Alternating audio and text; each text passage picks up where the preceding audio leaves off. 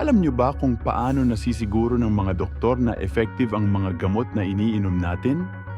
Minsan, may iba't ibang version ng parehong gamot. Pero, paano natin malalaman kung pareho ang epekto nila? May dalawang klase ng gamot, branded at generic. Ang generic na gamot ay ginawa para maging kasing effective ng original na brand.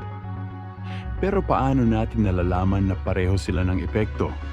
Dito pumapasok ang tinatawag na bioequivalence. Kasama ang mga nurses at doktor, sumasailalim ang mga malulusog na voluntaryo sa masusing clinical studies upang matiyak na ligtas at walang masamang side effects ang gamot. Ang samples na mula dito ay sunod namang dadaan sa metikulosong pagsusuri sa laboratorio.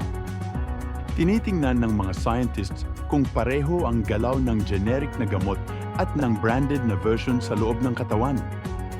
Sinusukat nila kung gaano kabilis at gaano karaming gamot ang napupunta sa dugo para ma-check kung magkapareho sila.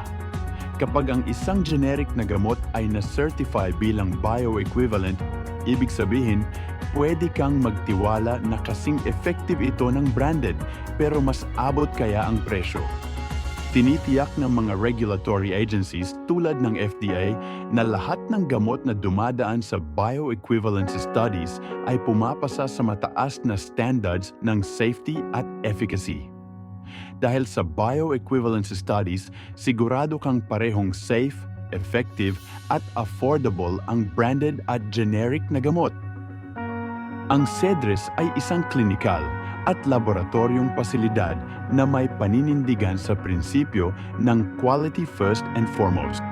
Ang CEDRES ay tumutulong sa mga manufacturers at drug importers para matiyak ang kaligtasan at bisa ng kanilang mga gamot.